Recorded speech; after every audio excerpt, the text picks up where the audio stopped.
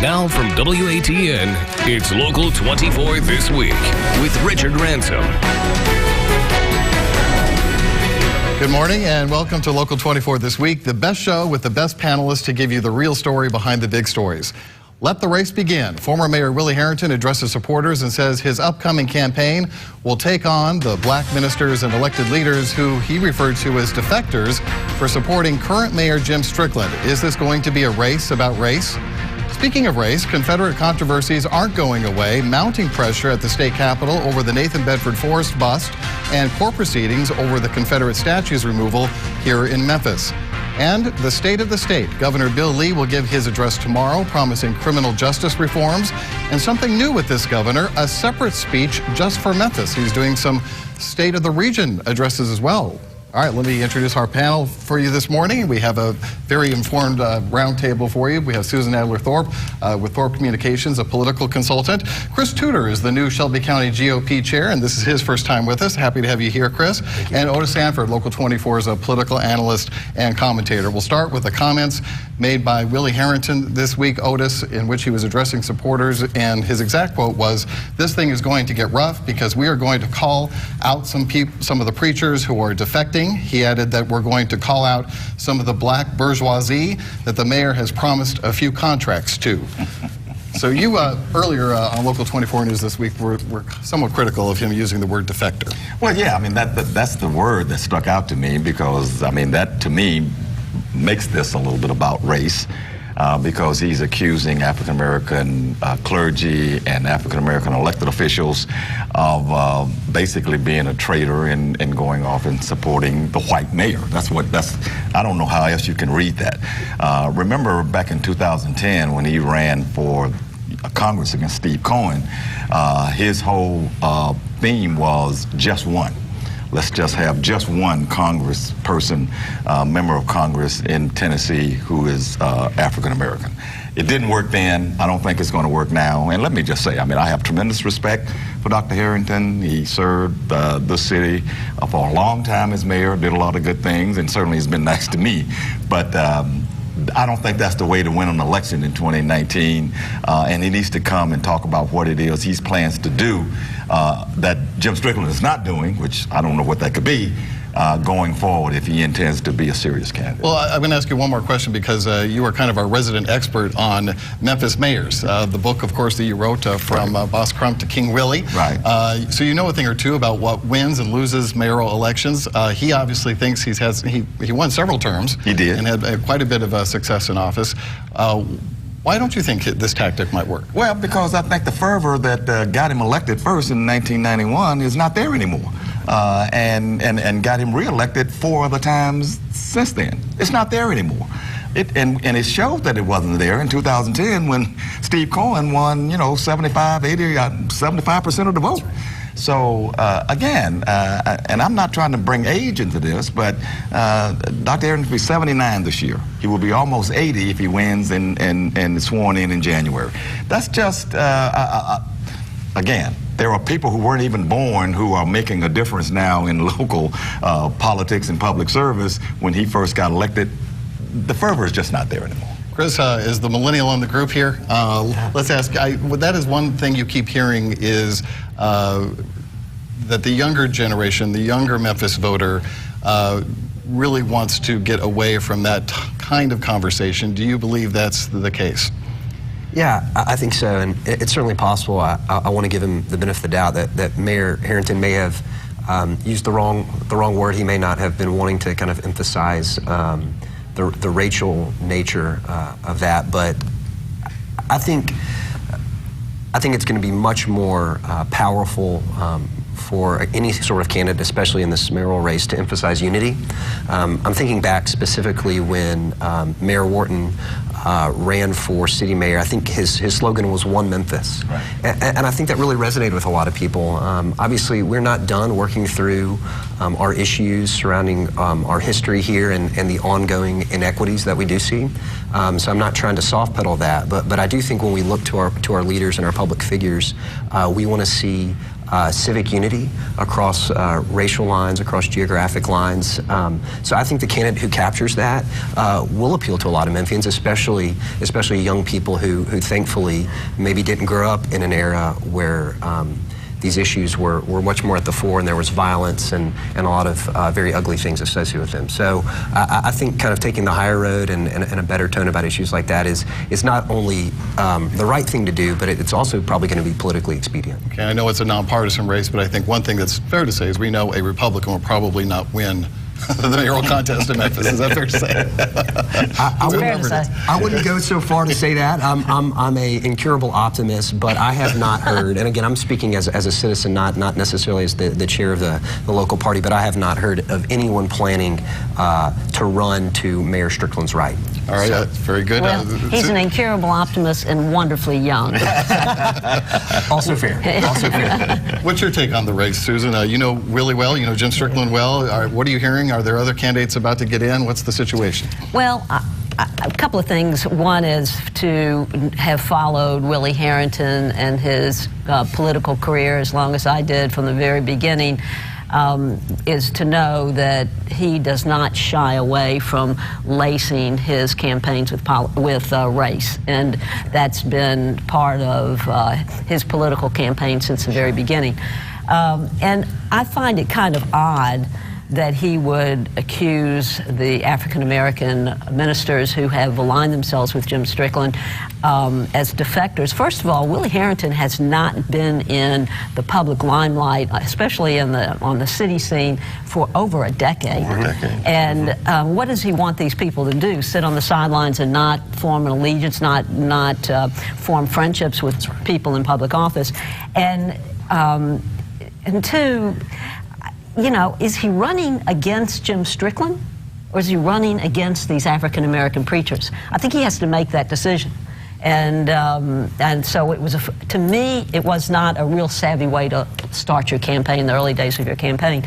But I wouldn't say that they're going to be the only two in the race, Jim Strickland and Willie Harrington. It's clear to people who are involved in politics and observing politics that County Commissioner Tammy Sawyer, a very new person on the County Commission, is extremely interested in getting into this race.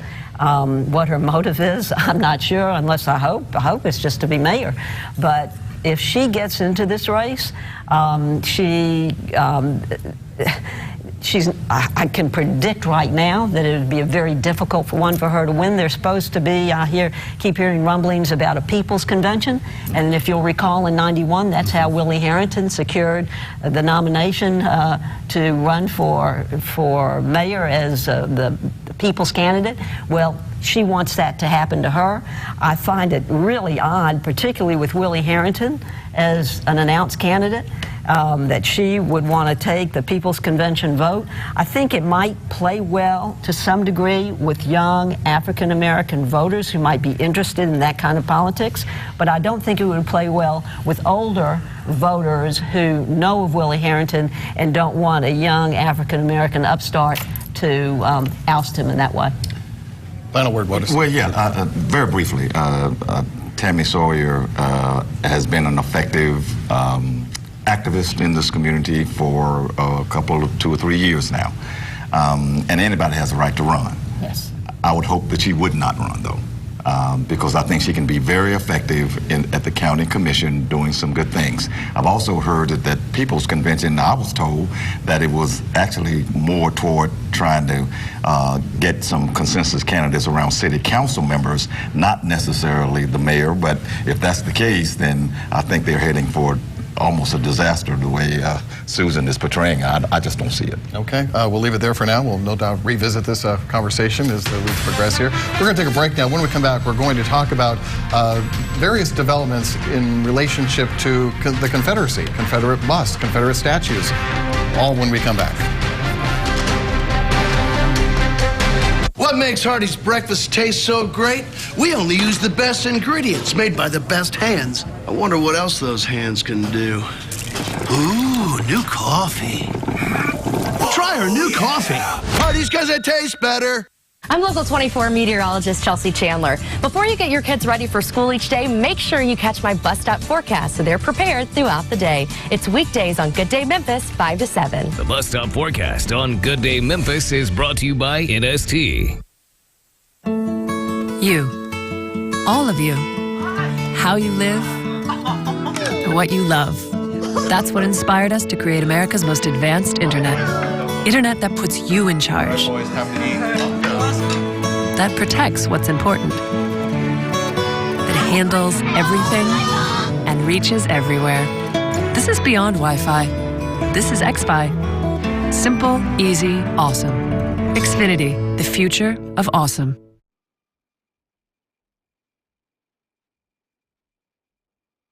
Cheese stuffed crust pizza with toasted Parmesan and Asiago breadcrumbs, topped with cheese and Italian meatballs for only $10 at Little Caesars. Pizza. What makes Hardee's breakfast taste so great? We only use the best ingredients made by the best hands. I wonder what else those hands can do. Ooh, new coffee. Try our new coffee. Hardee's, because it tastes better. Any city in America, you see somebody that's getting up every day going to their job, and then you see them grow into Carrie Underwood. We are mentoring these kids. I have a chance to say something that could change their lives. That's the best thing I've ever witnessed. You have to be in our life. These are the right kind of tears. It's fun. It's uplifting. I still get chills thinking about it. I am so inspired. Yes! American Idol. A new journey begins tonight on ABC. You're watching Local 24 This Week with Richard Ransom. As we were saying in the break, we've talked about this bus controversy before, many times before, but it keeps resurfacing as an issue. This week we had several protests against the placement of the bus, which remains in the state capitol. Nathan Bedford Forrest, of course, a Confederate general, but also a slave trader and one of the originating founders of the KKK. Steve Cohen, the congressman from Memphis, tried to turn up the heat a little bit on this as well, sending a letter to Bill Lee, his second letter actually, urging him to do something to remove the bus, to which Governor Lee responded this week that it's going to stay right where it is. He said he wanted to not take away from history, he wanted to add to history. Susan, I'll let you start this off. What do you think needs to be done here? Because I don't think the bus may not be going anywhere. If that's the case, then neither is the controversy. Well, I have a funny feeling the bus isn't going anywhere, but I don't quite understand what Bill Lee means. If he he only wants to add to history. How does a bus add to history unless you add the protests to footnotes in history? He's staking out his position on this, and he represents a large group of Tennessee voters who would support that bust. I personally would like to see it come down. I see no reason to have Nathan Bedford Forrest bust in the state capitol. We saw fit to take it down here. You may as well take it down in Nashville. But I have a feeling that Bill Lee won't budge on this. It's not going to be a major issue. It's going to be one of those issues that's going to be nipping at his heels for the next 4 years, and he's prepared to handle it. However he plans to resolve it, I don't know, but I think protests are perfectly in order, and he'll just have to deal with it if that's the position he's going to take. Chris, the politics in here comes to mind, because he would really upset his base if he allowed the bus to move. Yet he's been embroiled in his own hot water in the last week or two with the yearbook photo that showed him in a Confederate uniform, which he has said he regretted. What do you think he's thinking internally about the politics of this, just what awaits him in this issue? I think that's a good question. First of all, I think I may dispute, your comment about his base being overwhelmingly supportive of this, and I don't know if that's the case. I think certainly there are people who support keeping it in place. I don't think that's uniform within conservatives in Tennessee. I don't think it's necessarily uniform within the Republican Party. There may be, who knows, an opportunity for compromise, maybe moving it somewhere else in the Capitol, maybe putting an exhibit with it to explain some context. But, from a personal perspective, I would encourage everyone, especially the governor, to be uniquely sensitive about these issues, right? If it's just a statue, and although a lot of people import a lot of meaning into it, but it deeply hurts, for good reason, our neighbor and a fellow citizen, I think we should think seriously about compromise. Again, that's not the position of the local party. That's just my personal reflection. I will add, though, I did hear reports, and maybe you can verify that that some of the protesters threw coffee on the Speaker of the State House. So protests about anything, right? We value that so much in our society, and they're in order virtually anytime anytime whatsoever, as the citizens so choose, as long as they're not assaulting people or destroying property. But that is just absolutely unacceptable. It's counterproductive for them. It embarrasses the point that they're trying to make in their movement. So, you know, I do worry, though, that this will continue to nag, and I hope the governor thinks through it very carefully, and I certainly think he's a good man with a lot of integrity, and I trust his wisdom on this. Otis, Chris's point is well taken. In fact, Glenn Cassada, the speaker, said, you know, your right to protest stops at my nose. Exactly. And when you throw coffee on someone, that crosses that line. Where do you think this is going? Well, I mean, the controversy is going to stay there. And if it's true that not everybody who is a Republican and a conservative Republican and is part of his base is in lockstep with keeping it there, then it needs to go. Because I'm understanding that the majority of people who Bill Lee appealed to win the election want to keep it there. If that's not the case, then it needs to go. My problem with this whole thing, Richard, is that he keeps talking about whitewashing history, which I find that offensive. But then also to say that let's add some context to it. Well, what kind of context are you going to add? Are you going to put up there that he was that Nathan Bedford Forrest was a slave trader, that he massacred African Americans at Fort Pillow, that he was a Grand Wizard of the Ku Klux Klan? If you're not going to say that, then there's no context to add. It's time for that to go. It was put up there in 1978. It wasn't put up there in 1878. So there's no history behind it anyway. So it was put up there as a matter of defiance to begin with. So I feel very strongly about this because it is offensive to a lot of Tennesseans, and especially Tennesseans who live. My great-grandmother was a slave whose family was sold away from her. And so this man was a slave trader. I don't know that he sold away my great-grandfather. I don't know that. But to me, to say, let's keep it there and you're whitewashing history, I think it is a shame and a pity, and shame on him for keeping it there. Well, then there are more tensions that reflect that this is, all of this is conversation is trickling down. We had just today protests on the UT Knox campus over a Snapchat posting in social media by some kids that the university says are UT students. There you see the picture, and they are in blackface. Two of them are, and they say, they basically insinuated now that they have black faces, maybe they can receive free college. Right. And you know, just ugly comments, and the university's wrestling with how are we going to deal with this. I pity the PR person who's having to deal with this right now, but it just shows you it is not exclusive to one generation. We've been harping on Bill Lee for wearing a Confederate uniform in his day. Well, here we are in current day, and we're still having people show up in blackface at college parties. Right. Well, those young college students accomplished exactly what they set out to do, and that is to provoke more conversation about it. And it's probably as stupid for them to do it as a college student today as it was for Bill Lee to dress up in a Confederate uniform when he was a college student, even though that was the thing to do. And this group of kids are saying, well, it's the thing to do now. It's foolish. It's a conversation that is very difficult and very painful for many, many people. If that statue sits in the little alcove, it seems to me that our state government could find a better place for it than right there in the face of our legislature and the many, many, many people who come to visit our legislature. Couldn't you find another place for it out back in the garden under a shed somewhere? I'll leave it to you if you have a couple more seconds. Just one quick thing about the blackface thing. And this transcends party, because we saw what the governor of Virginia did as well. The problem here is that these young people who are doing this kind of stuff, they grew up to be our governors and our lieutenant governors, as the guy in Mississippi.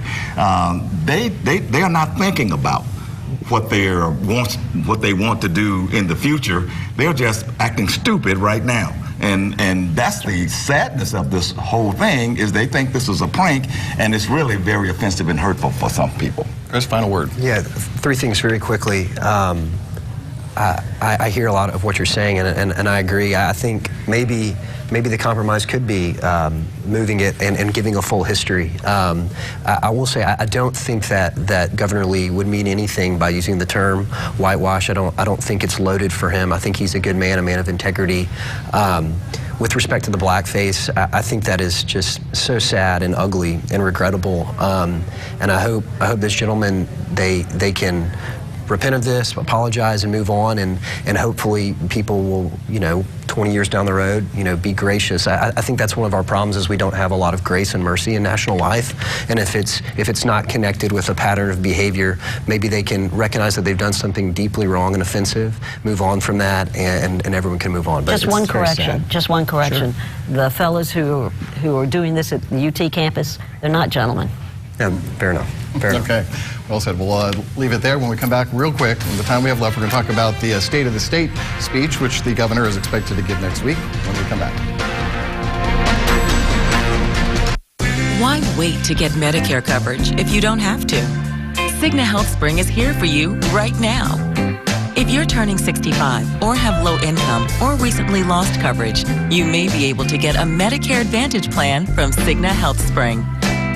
Call 1-866-623-5971 to learn more. There's no obligation. We offer plans with no monthly premiums and no primary doctor copays to help limit out-of-pocket costs. You can also get medical, dental, and prescription drug coverage all in one plan. With Cigna Health Spring, you get more coverage at a low cost, plus a team to help guide you toward better health. Don't go another day without finding the coverage that's right for you. Call Cigna Health Spring today at 1-866-623-5971. That's 1-866-623-5971. Cigna Health Spring. Together, all the way. Have both Medicare and Medicaid? We can help you get more health care coverage at no additional cost. WellCare health plans are designed to give extra benefits to people who have limited income or resources. Many of our plans combine Parts A and B, hospital and doctor coverage, and your prescription drug coverage into one plan at no extra cost. Take advantage of zero or low monthly plan premiums and zero or low copays. With a Medicare Advantage plan from WellCare, you get more benefits than with original Medicare. Plus, access to a large network of local and regional doctors and hospitals. Call now to talk about plan options. We can answer questions and help you enroll over the phone. Call 1-866-819-7963. That's 1-866-819-7963. You're watching Local 24 This Week with Richard Ransom. We're coming up in this next week, tomorrow in fact, Governor Bill Lee is going to give his State of the State address, and he's also doing something different. He's giving State of the Region addresses, two of them, one in Knoxville and one in Memphis, which is a new approach. Let's first talk about what we know and what he's already let out will be in the State of the State address, and that is he's going to take some steps on criminal justice reform. He wants to drop the expungement fee to clean a record, which is now $180. He wants to drop that. He wants to expand recovery courts, and he wants more inmate education opportunities. I don't think anyone at this table is going to disagree with that. I'm not going to disagree with it. It actually follows the pattern that that even the Trump administration has worked, I think, very well to deal with prison reform and criminal justice reform.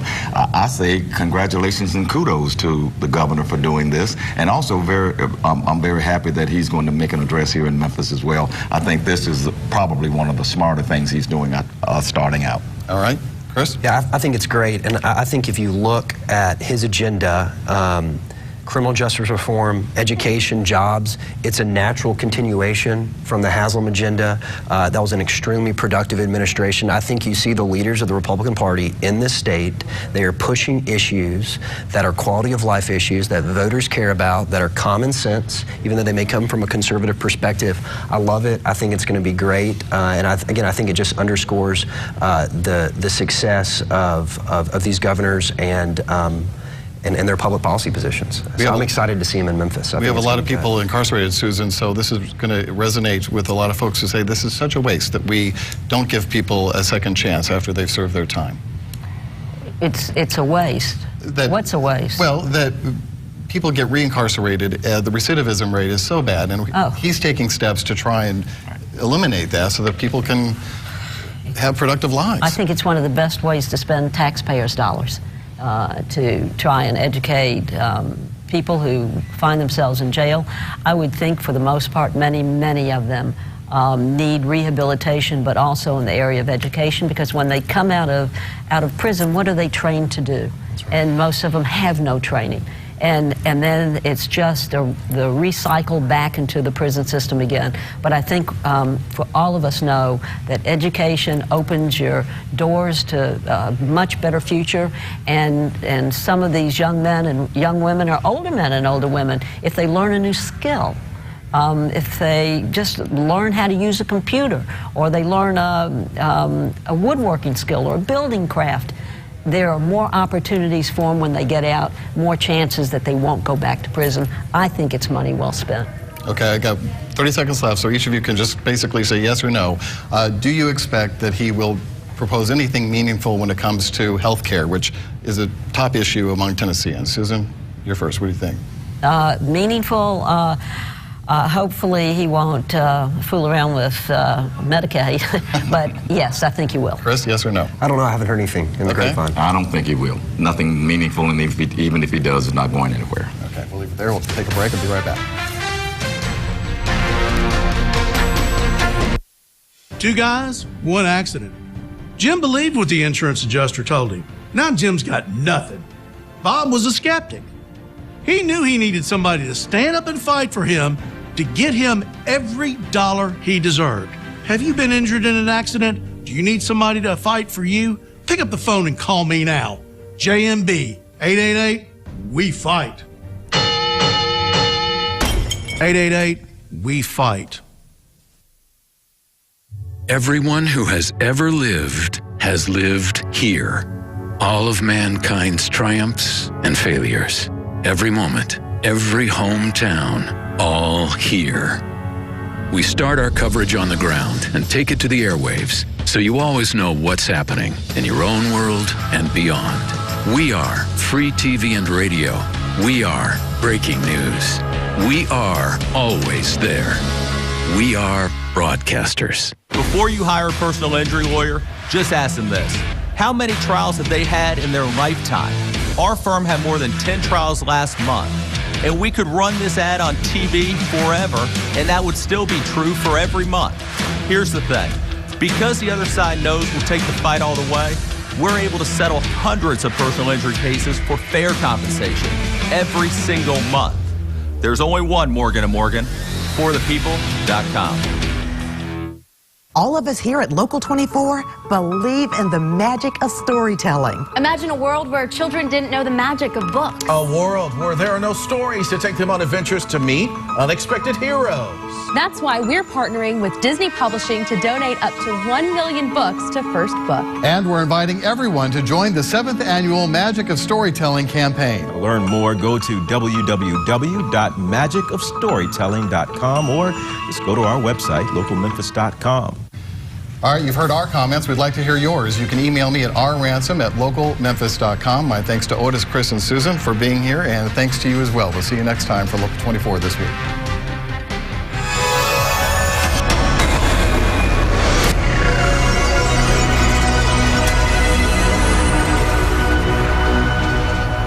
A drunk